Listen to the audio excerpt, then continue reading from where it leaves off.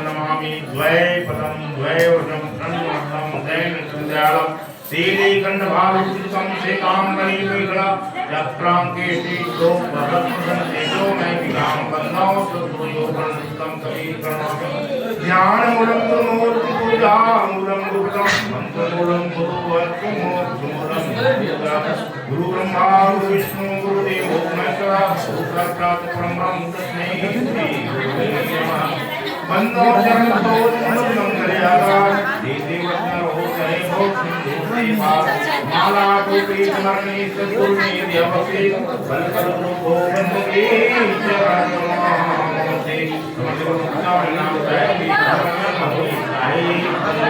गुरु प्रकाश नाम साहिब के पावन चरणों में साहिब गुरु भगवती जिसमें नाम साहिब के पावन चरणों में बंसी हो जिसमें नाम साहिब के पावन चरणों में साहिब गुरु प्रकाश साहिब के पावन चरणों में साहिब आए हुए समाज के पावन चरणों में साहिब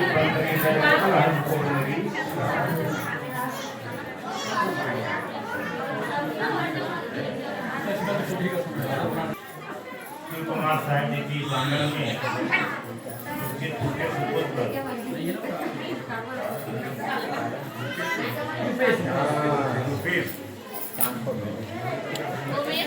डोमेश्वरी माइकला बने ठिकाना प्राप्ति हुई है जिसका नाम है माइक भी दूर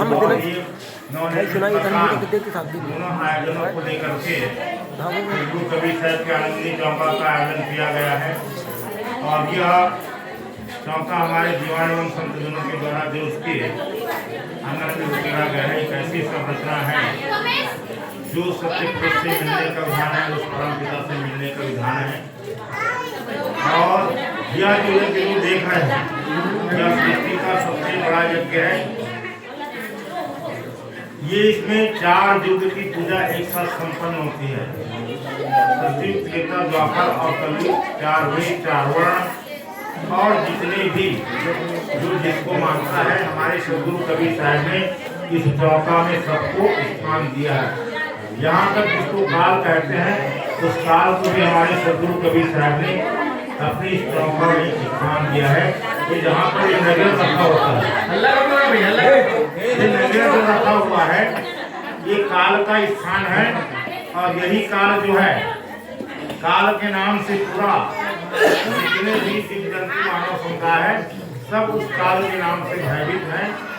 और यह काल कहीं बाहर नहीं है, यही काल हमारे काया के अंदर है जिसका नाम है मन। काल काल सबको कहे काम सुनने को और जैसे मन की कल्पना काल खावे से हमारे अंदर मन में नाना प्रकार की कल्पनाएं होती है और उन कल्पनाओं के आधार पर हम क्या करते हैं नाना प्रकार के कर्म करते हैं और वही कर्म की रस्सी में हम बनते बनते ऐसे बन जाते हैं कि अंतिम समय में हमारा सुरुचि जो है जितना प्रकार के हम कर्म करते हैं वो अंतिम पड़ाव में हमको अच्छा और बुरा ये 2 ऐसी पड़ाव है जिसको हम फिल्म की तरह कहते हैं कि अंतिम समय में भगवान व्यक्ति का डंक रहता है।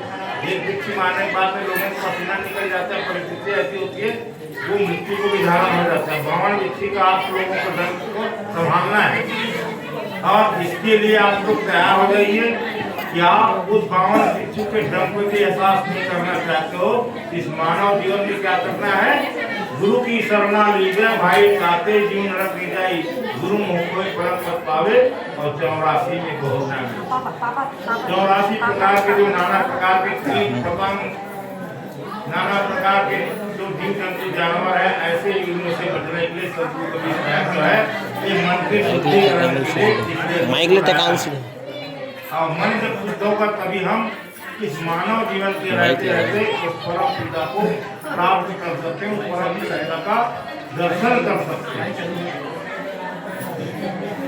तो इस परम पिता को दर्शन करने का यह जो सौभाग्य है सदगुरु कबीर साहब ने धर्मधाम में आपस में जब मानव जो है हिंदू और मुसलमान आपस में धर्म के ही नाम पर आपस में लड़ रहे थे।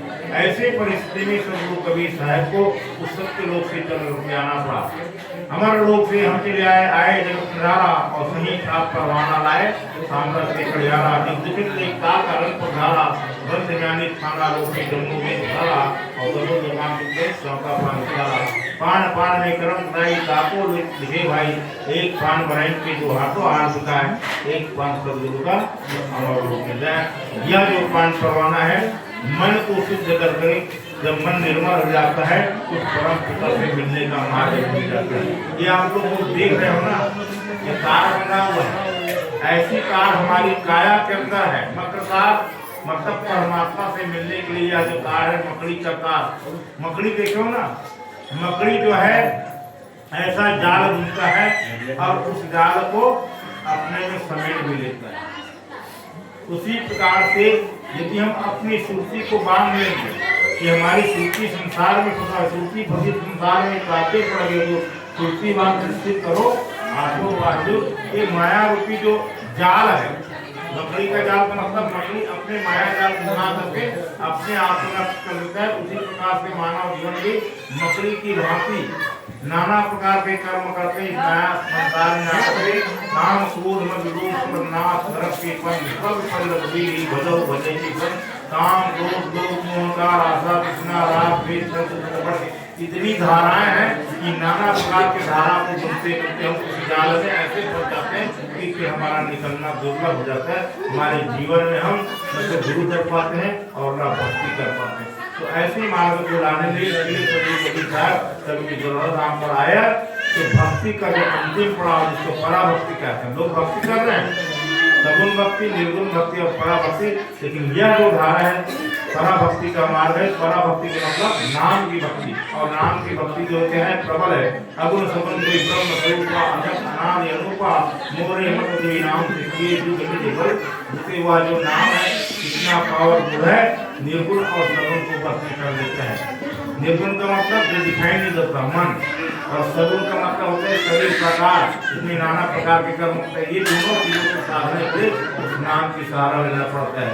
कलियुग केवल नाम आधारा सुमर सुमरना दूसरा लोका नाम जपे भय का तीनों लोक और चारों युग में जब तक कि हम गुरु की शरण में जाकर के नाम नहीं लेंगे तब तक कि हमारा कल्याण होने वाला नहीं है। और इसलिए गुरु बना करके अपने जीवन में नाम लेने के लिए गुरु की शरण में जाते हैं। गुरु की शरण में जाए सबसे पहले आपको गुरु को पहले दाता शिष्य रहा जिन कर्म अर्पे से पूज्य दाता गुरु रहा जिन नाम दियो बल्कि अपने तन मन और चीज का मतलब होता है अहंकार। आप लोग अभी नरियल भेंट कर रहे थे, क्या भेंट करते हो? नरियल रुपया पैसा। ये नरियल जो है मन का प्रतीक है। मन में तीन गुण है, रजोगुण सतोगुण तमोगुण। ये तीनों धाराओं से मन जो है संचालित होता है, रजोगुण सतोगुण तमोगुण। जब भी आप यज्ञ में आते हो तो आपके अंदर रजोगुण का भाव होना चाहिए। इससे पहले ऊपर का जो आवरण निकलवा दिया जाता है, इसको धुलवा दिया जाता है, फिर चंदन लगाते हैं और फिर चंदन लगा के बाद हम यहाँ समर्पित करते, क्योंकि तमोगुण को कौन पी पा सकता है? तमोगुण कोई साधु संत गुरु जो है वो अपने अंदर पी लेता है। उसके बाद फिर क्या सतोगुण है जो प्रहरी है, लेकिन यदि पता हुआ नहीं है तो क्या है, इस कठोर भाव से चिपका रहता है जो माया का प्रतीक है, मतलब कच्चा जीवन। और पता हुआ मतलब उलझा हुआ जीवन जो अपने जीवन में गुरु बना लिया है तो क्या होता है, वो अलग हो जाता है, वो उसके जीवन में नहीं रहता। तो ऐसे वो शुद्ध क्या होता है, पका हुआ जीवन मतलब जो अपने जीवन में मानव जीवन की महत्ता को समझ करके गुरु की शरण में कर करके वो करता है। इसी नारियल के नरियल को हम लोग भोग लगाते है ना। तो भोग का मतलब होता है प्रसाद, मतलब पका हुआ मानव जीवन जो सतगुरु के रूप में आकर के उस सत्य लोक की वाणी को ला करके आप लोगों को परोसता है।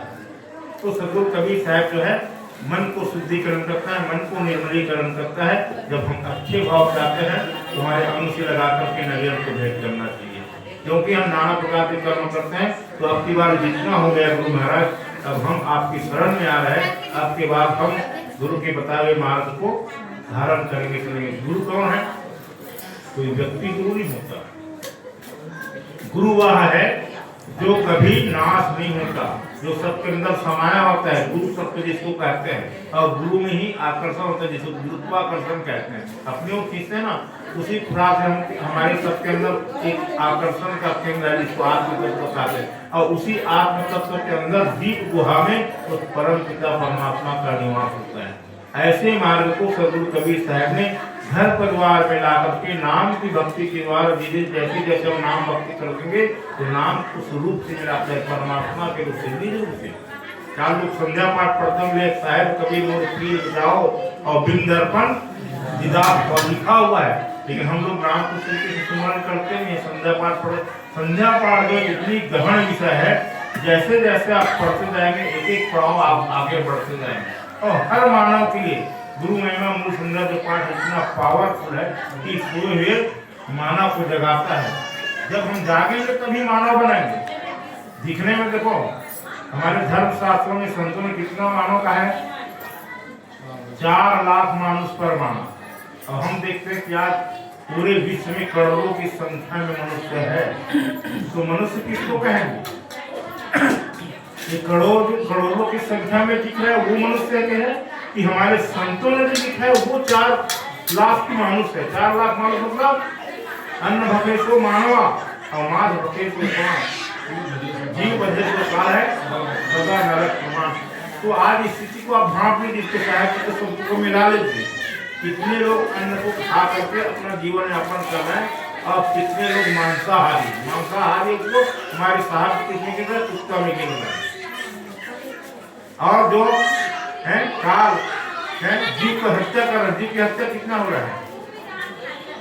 आज स्थिति इतनी विकट है कि जब हम तलाशना शुरू करेंगे कोई मानव है नहीं, हर घर में दानव है, वो दानव को मानव बनाएंगे कैसे? तो जब तक के हम मानव जीवन की चिंतन नहीं करेंगे हम मानव नहीं बन पाएंगे।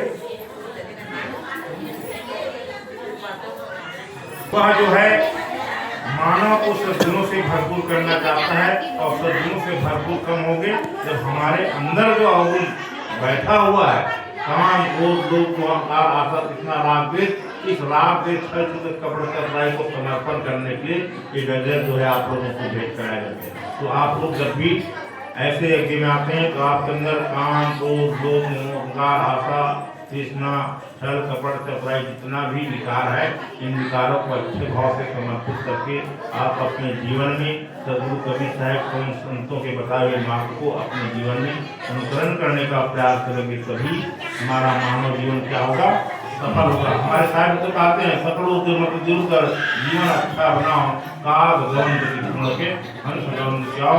कौवा जो होता है सवेरे उठता है और होते ही कहाँ चोट मारता है, एक तो बाहर मरा हुआ जानवर का जो ये रहेगा उसमें अपनी चोट मारेगा, या बच्चे घर में बेचने कह रहे उसमें चोट मारेगा। कि काग की गति उसी प्रकार से हम लोग भी सवेरे उठते हैं और गंदे खान पान गंदे बोल चाल से अपने जीवन की शुरुआत करते हैं, काग होते हैं। ऐसे आदतों को अपने को धीरे धीरे क्या करना है, छोड़ना है। यदि सदगुरु और संतों के बताए हुए मार्ग का अनुसरण करना है, वास्तव में हमको मानव बनना है, हमारे अंदर जो विकार है एक एक विकार का धीरे धीरे इस बात को निकालते जाइए, तब इस बात में आपके अंदर वो गुण आएगा, दया क्षमा संतोष एकता परम विचारवान मिलता। तो ये गुण जब आएगा तो हम वास्तव में मानव बन जाएंगे। जब मानव बन जाएंगे तो आपस में क्या होगा, हमारे अंदर एक प्रेम का भाव मिलेगा। सदगुरु कबीर साहब जो पाठ रहा है, कौन सा पढ़ा है, 2.5 आखर प्रेम का पढ़ेगा। इस मन जो स्थिति को जा रहा है, ऐसे मन को प्रेम के पाठ पढ़ा करके उस परम पिता से जोड़ने का मार्ग सदगुरु कबीर साहब ने हर घर में एक परिवार में समाज में कैसे रहना है और कैसे प्रेम करना है। प्रेम सब करते हैं, प्रेम सब कोई कहे प्रेम न कोई अगर प्रेम से प्रेम का कोई अपने घर के अंदर जो अगर प्रेम है, जो आत्म तत्व है, उसमें निहित जो परमात्मा तत्व का जो एक छिपा हुआ है, ऐसे परमात्मा तत्व से प्रेम करिए तो हमारा जीवन सफल होगा। हम दूसरे से प्रेम करते हैं, दूसरे से प्रेम करना क्या है, स्वार्थ लाभ प्रकृति सूर्य नाम सब किया, जीव जंतु सब प्रेम करते हैं, लेकिन अपने आप से प्रेम करो। दूसरे से प्रेम करना जो है स्वार्थ है, अपने अंदर बैठे हुए परम पिता से प्रेम करने के लिए हमारी ये मन जो बाहर भागे छुट्टी पति संसार में दाते पड़े हो तो उसकी बात निश्चित करो, आठों पार हो। आप इस छुट्टी को बांधने के लिए आप लोगों को जब गुरु मारा जाता है तो आप लोगों को चरणामृत लगता है, प्रेम भगवती बढ़ाई और अभियंतर मन तब हो जाए। ये चरणामृत जो पीते हो क्या है, प्रेम रूपी जल है। और ऐसी जल को भगवान जो राम है एक समय तक परिस्थिति है, एक बार वशिष्ठ न्याय जहाँ राम सिद्धांत है, अति आदर पर नायक के नाम का पद पहाड़ पादुलक है, जिसको आप परमात्मा राम करके सोचते हो, तो ऐसे परमात्मा भी अपने जीवन काल में गुरु वशिष्ठ की चरण धो करके चरणामृत लेकर के अपने जीवन को धन्य किया था। तो हमारे सनातन धर्म में ऐसे ऐसे उदाहरण है और ऐसे ऐसे दृष्टियां जिसको हम कहने के लिए कह देते हैं कि हम कोई ग्राम पंथ है, कोई कबीर पंथ है, वास्तव में जो उन्होंने किया है वो हम कर ही नहीं रहे।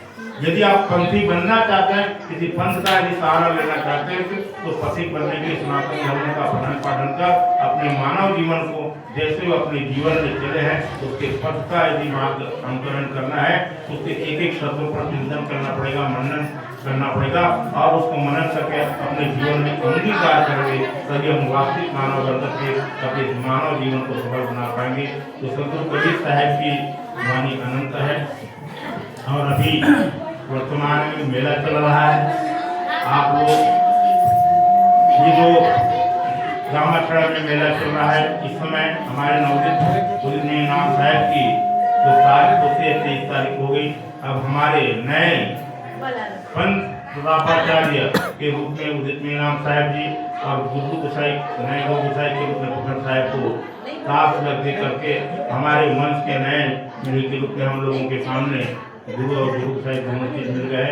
तो हम लोगों को उनकी चरणों में रह करके सेवा करना है। सदगुरु कबीर साहब की ये वंशावली जो प्रणाली है, वास्तव में विगत 15 से आज 16 पीढ़ी जो है उसका और कोई उद्देश्य नहीं है। वंश गुरु जो आते हैं उसको उद्देश्य है कि इस सत्य के प्रचार के लिए उनका आगमन होता है। और ऐसे वंश गुरुओं के आप जब जीवन चरित्र पढ़ेंगे, उनकी तपस्या पढ़ेंगे, तो आप लोगों को समझ में आएगा। जब ग्रंथ पढ़ेंगे आप दफ्तर कई लोग उसको गृहस्थी का कई लोग समझ नहीं पाते। वास्तव में गृहस्थ क्या है, विरक्त क्या है, वैराग्य क्या है, संन्यास क्या है, ऐसी अद्भुत जो साधना है, उन साधनाओं का प्रतिमूर्ति कोई है तो वंश गुरु है, जो अक्षरशः गृहस्थ, संन्यास, गुरु और शिष्य, पिता और पुत्र सारी परंपराओं का निर्वहन बखूबी निभाता है। उनके जीवन चरित्र की बहुत बड़ी पुस्तक आप लोगों को मिलेगा, बीच बीच में पढ़ते रहिए। अभी दृष्टि पत्रिका हमारे गुरुजी नाम साहब द्वारा जो चलाया जा रहा है, उस पत्रिका में भी बहुत सारे चीज आप लोगों को पढ़ने को मिलेगा। तो सदगुरु कबीर साहब की वाणी को, उन पंथ को, वो साहब जी कैसे चलते क्या करते हैं, ऐसे पंथ की आप लोग अनुभावी है। निश्चित ही सदगुरु कबीर साहब की वाणी को सुनते आप सब लोगों की मन और हृदय को पवित्र बनाएं। और सदगुरु कबीर साहब जो है इस नन्ही सी बालिका वंशिका को दीर्घायु बनाए, मस्त बनाए, स्वस्थ बनाए, विद्यावान बनाए और इस जगतकर्ता परिवार को भी सदगुरु कबीर साहब जो है उनके मन को, हृदय को पवित्र बनाए, उन पर हमेशा कृपा दृष्टि जो है बना रहे। आए हुए संत जनों के ऊपर भी सदगुरु कबीर साहब की कृपा दृष्टि बना। इन्हीं भावनाओं के साथ मैं अपनी वाणी पर अपना प्रेम साहेब